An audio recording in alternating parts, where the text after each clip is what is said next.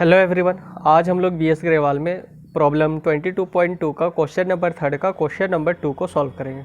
Question है हमारा using Parseval's identity so that integration 0 to infinity t square upon में 4 plus t का square और इंटू 9 प्लस टी का स्क्वायर और इंटू डी टी बराबर है हमारा पाई बाई टी।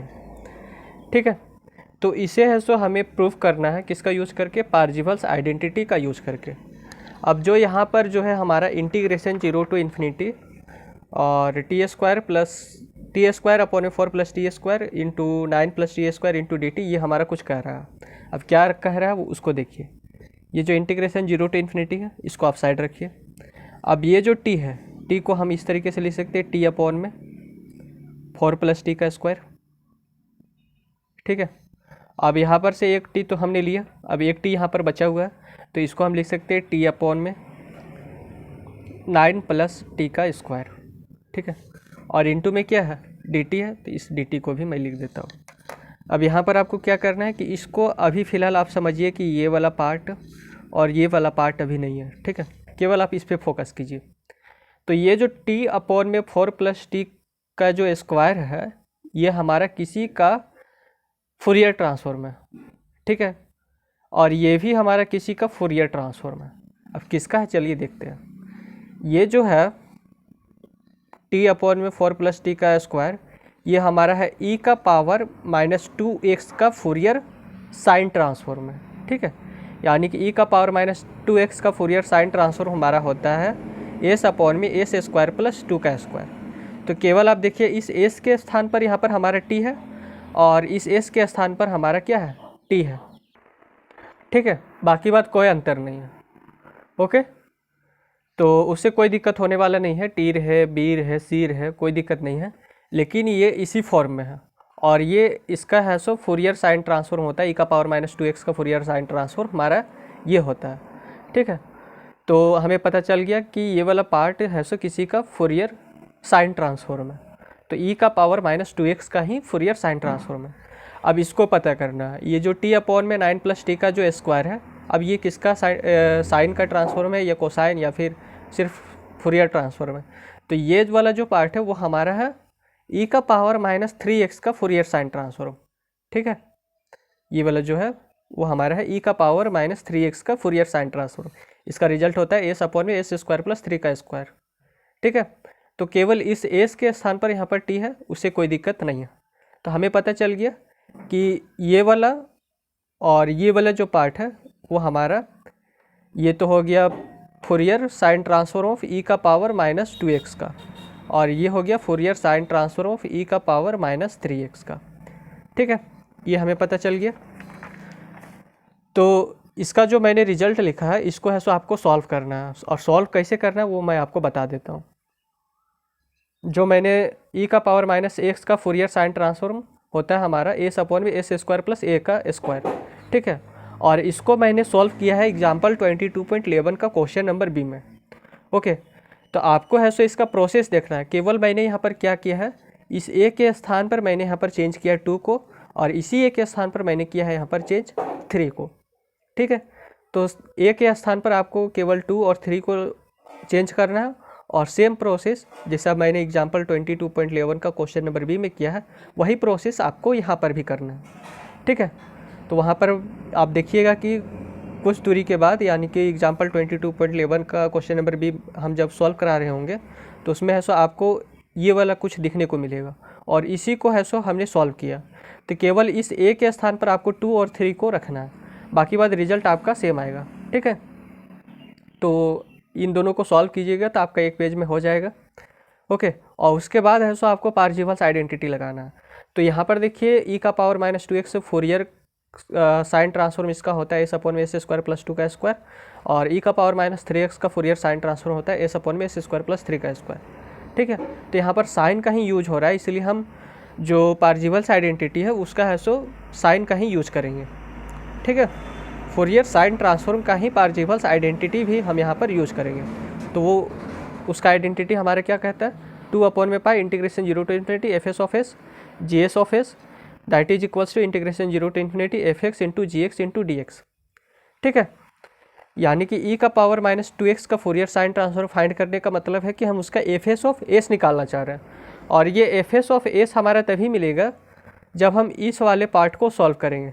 ठीक है, तो इस वाले पार्ट को मैंने सॉल्व किया तो ये हमारा रिजल्ट निकल के आया, तो यही इसका एफ एस ऑफ एस हो जाएगा। तो एफ एस ऑफ एस ये हो जाएगा और एफ ऑफ एक्स हमारा ये हो जाएगा। अगर हम इसको इसके साथ कंपेयर करेंगे तो यहाँ पर देखिए ये हमारा फोरियर साइन ट्रांसफॉर्म का डेफिनेशन है। ठीक है, यानी कि एफ एक्स का फोरियर साइन ट्रांसफॉर्म फाइंड करने का मतलब है कि हम उसका F S of S find करना चाह रहे हैं, और ये एफ एस ऑफ एस हमारा तभी मिलता है जब हम इस वाले पार्ट को सॉल्व करते हैं।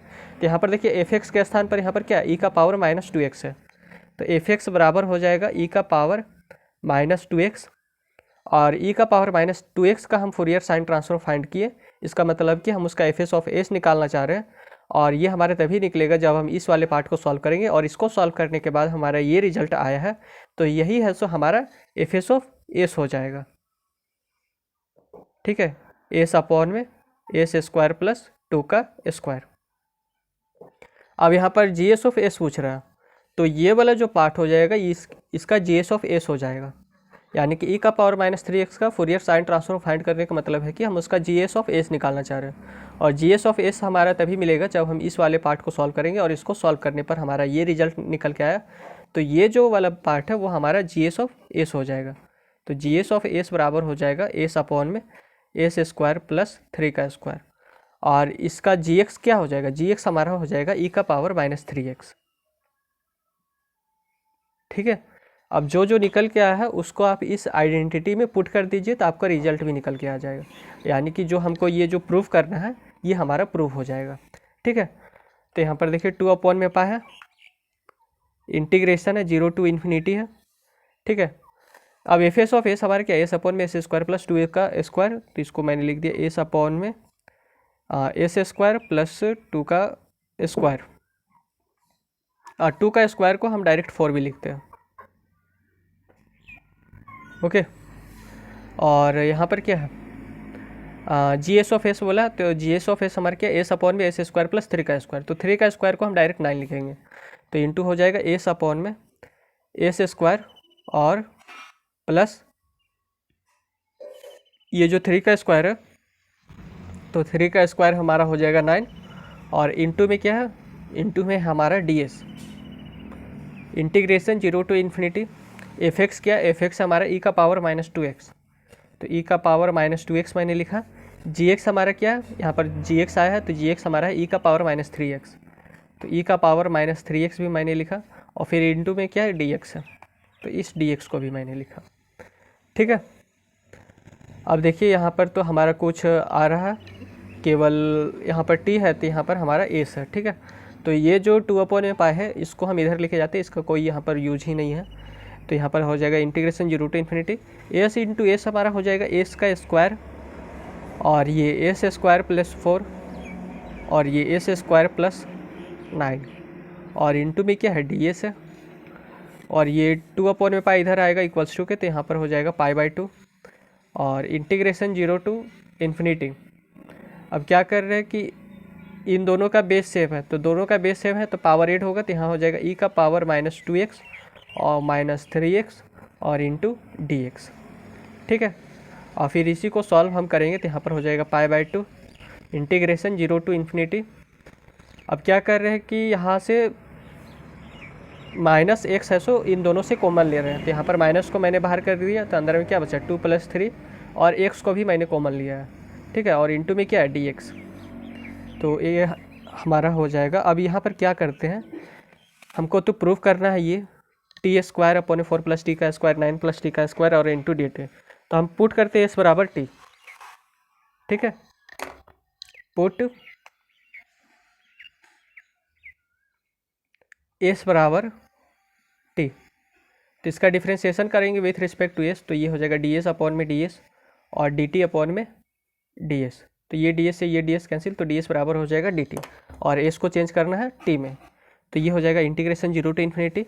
एस को के स्थान पर क्या लिखेंगे टी, तो यहाँ हो जाएगा टी का स्क्वायर, और यहाँ पर एस है तो एस के स्थान पर टी, तो टी स्क्वायर प्लस 4, ओके, और यहाँ पर टी स्क्वायर प्लस 9, और डी एस बराबर हमारा क्या आ गया डी टी आ गया, तो ये डी टी। अब लिमिट हमारा जो एस का जो पहले था वो लिमिट हमारा टी का हो गया, क्योंकि एस के स्थान पर अगर हम 0 रखेंगे तो टी का भी वैल्यू 0 आएगा, और ये जो इन्फिनिटी है इसके स्थान पर रखेंगे इन्फिनिटी तो टी का भी वैल्यू इन्फिनिटी आएगा। इसलिए ये जो लिमिट है वो हमारा अब टी का लिमिट बन गया है।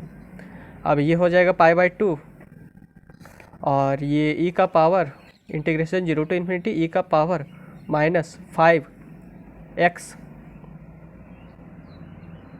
ठीक है, यहाँ तक क्लियर।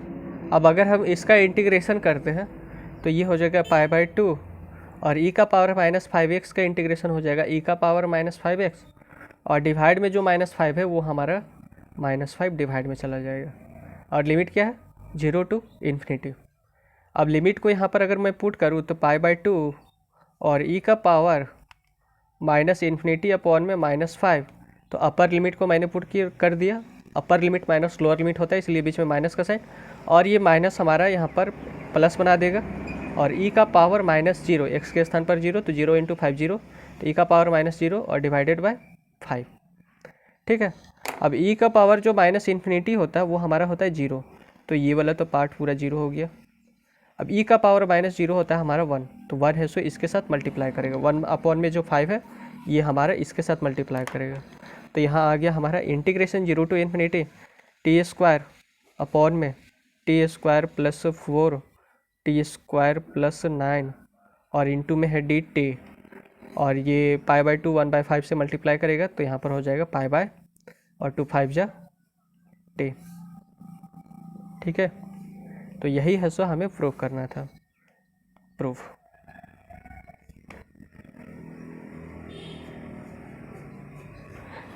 ओके, देख लीजिए यहाँ पर इसी को प्रूव करना था। तो वीडियो आपको अच्छा लगा हो तो चैनल को सब्सक्राइब, वीडियो को लाइक और अपने दोस्तों के साथ शेयर ज़रूर करें। धन्यवाद।